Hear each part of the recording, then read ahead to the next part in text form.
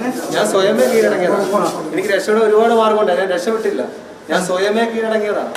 ഞാൻ പിന്നെ സ്വയമേ വൈകിട്ടാണ് ഞാൻ അറിയാൻ സംഭവം ഒരാൾ മരണപ്പെട്ടു. ഈ പറയുന്നതൊക്കെ ശരിയാണോ? വണ്ടി ഇടിച്ച സ്പോട്ടിൽ അവൻ എന്നെ കഴുത്തേക്ക് ഒരു പിടിച്ച് ഇറങ്ങി വാടാ മറ്റേവെന്ന് പറഞ്ഞപ്പോഴാണ് ഞാൻ വണ്ടി എടുത്തുകൊണ്ട് പോകുന്നത്. അവൻ ഒന്നും പറഞ്ഞില്ല, വണ്ടി അടി ആളുണ്ടെന്ന് പറഞ്ഞിരുന്നെങ്കിൽ ഞാൻ വണ്ടി അവിടെ നിർത്തിയേനെ. എന്തൊരു നിഷ്കളങ്കനാണ് അജ്മൽ, പാവം മനുഷ്യൻ അല്ലേ. ആള് പറഞ്ഞത് കേട്ടില്ലേ?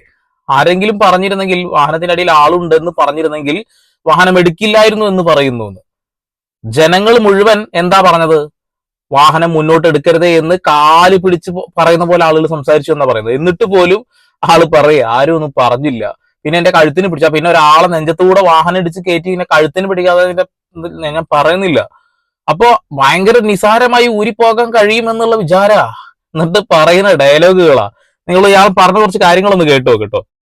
അവൻ എന്നെ മർദ്ദിക്കാനാണ് നോക്കിയത്, എന്നിട്ടും പുറകെ വന്ന് എന്നെ മർദ്ദിച്ചത് പോലീസിന് പിടിച്ചു കൊടുക്കാനല്ല. ഞാൻ അവിടുന്ന് രക്ഷപ്പെട്ടിട്ട് ഓടി. ഇതൊക്കെ ശരി, ഇതൊന്നൊന്നുമില്ല. കുട്ടിയുടെ അടുത്ത് പൈസ വാങ്ങിയത് അങ്ങനൊന്നുമില്ല. ഓക്കെ, പിന്നെ ഒരാളെ ഇടിച്ച് മേത്തൂടെ വാഹനം എടുക്കല്ലേ എന്ന് പറഞ്ഞിട്ട് അതിന്റെ മുകളിലൂടെയും കൊണ്ടുപോയ ആള് പിന്നെ നിന്റെ പിന്നാലെ പിടിച്ച് പൂവിട്ട് പൂജിച്ച് നിന്റെ കാലിൽ കുറച്ച് വെള്ളം ഒഴിച്ച് അത് കഴുകി വൃത്തിയാക്കി തരണമെന്നാണോ നായ നീ പറയുന്നത്?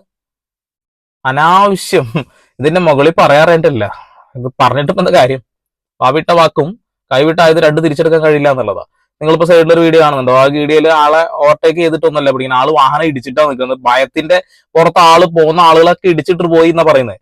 എന്നതിന് ശേഷം അവർ വീടിന്റെ മുന്നിൽ വെച്ച് വണ്ടി ഇടിച്ചു നിന്നു. ആളുകൾ പിടിച്ചു.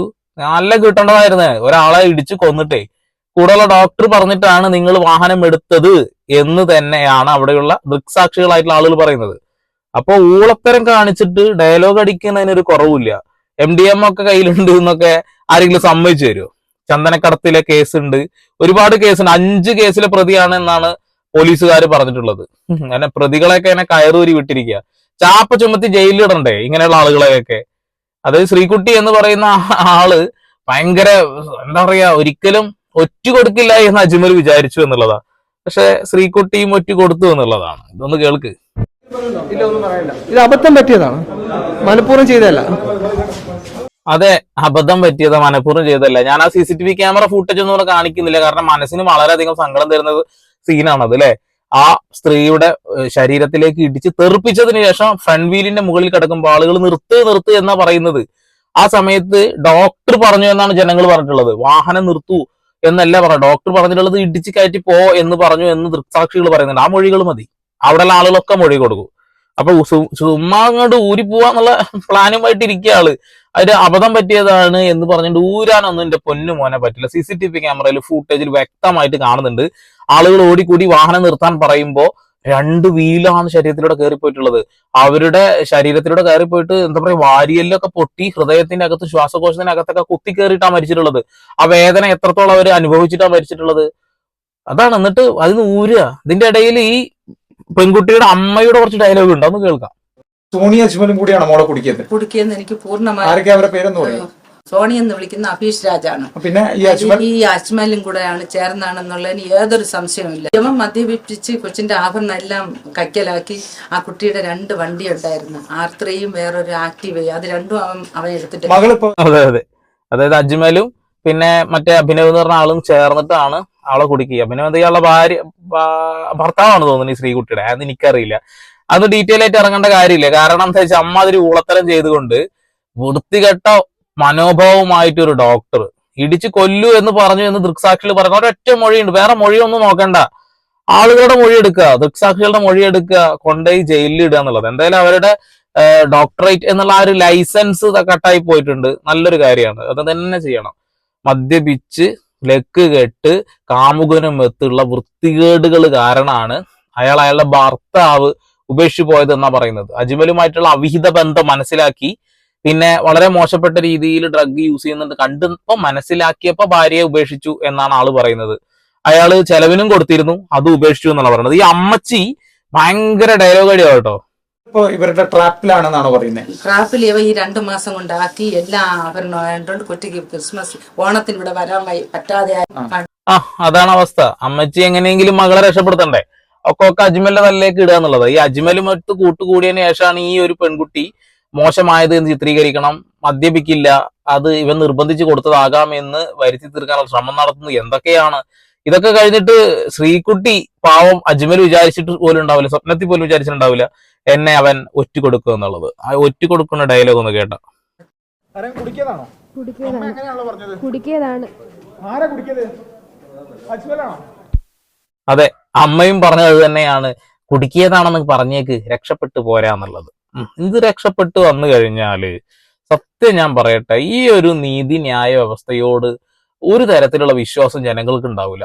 കാരണം ആ ദൃക്സാക്ഷികൾ കണ്ടത് തന്നെ നമ്മളും കാണുന്നുണ്ട് വേറൊരു ആംഗിളിൽ നിന്ന്, അല്ലെ? മൂന്നാം കണ്ണിലെ CCTV ക്യാമറയിലൂടെയും നമ്മൾ കണ്ടിട്ടുണ്ട്.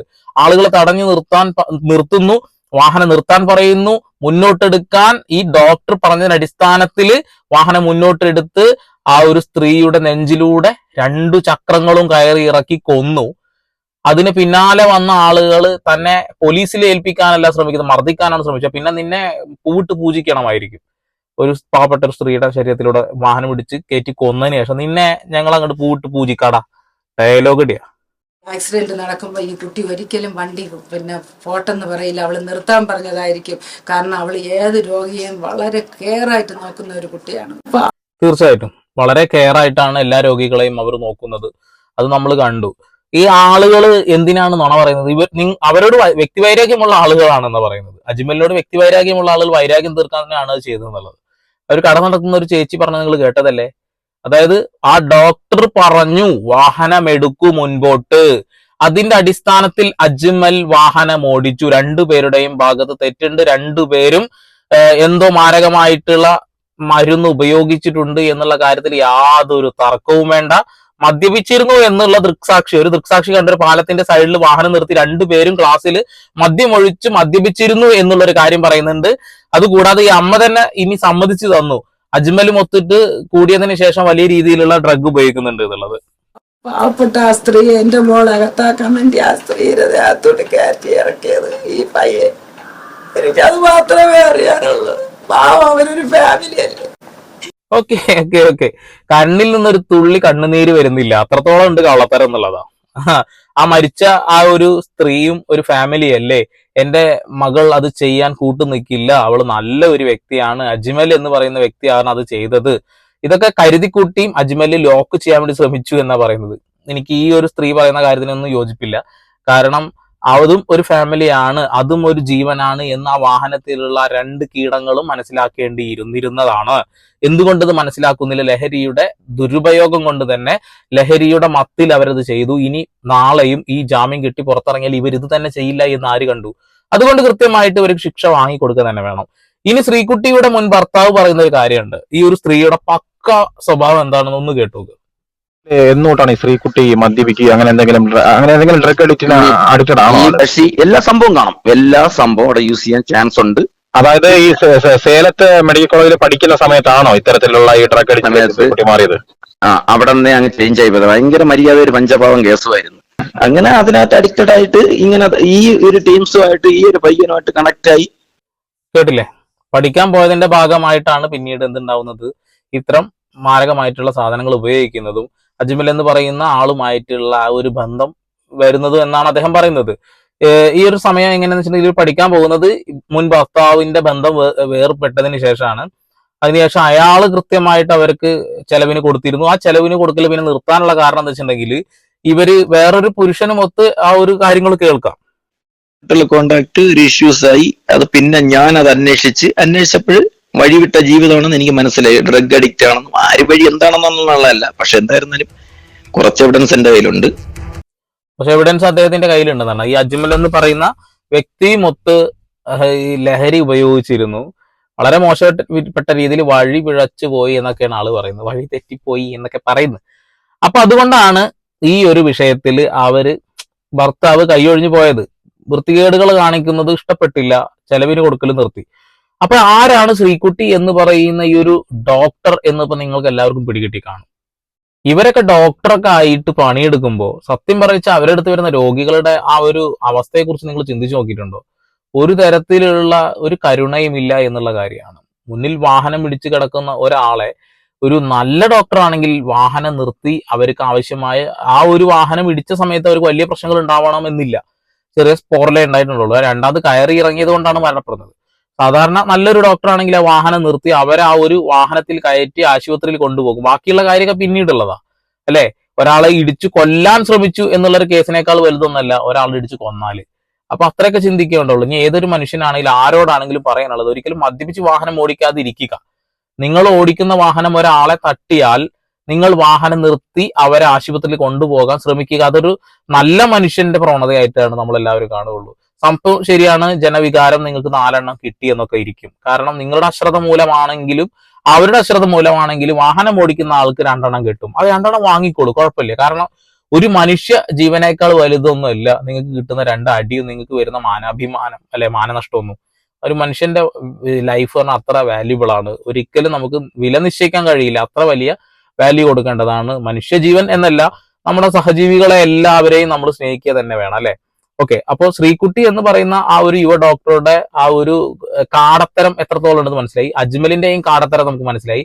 രണ്ടുപേരും ഊരി പോകാൻ പറ്റുമെന്നുള്ള ശ്രമം ഇങ്ങനെ ചെയ്തുകൊണ്ടിരിക്കുക. ശ്രീകുട്ടി എന്തായാലും എല്ലാ കാര്യങ്ങളും അയാളുടെ തലയിലേക്ക് ഇട്ടു. ശ്രീകുട്ടിയുടെ അമ്മയും അത് എല്ലാവരും അവിടെ അയാളുടെ തലയിലേക്ക് ഇട്ടു.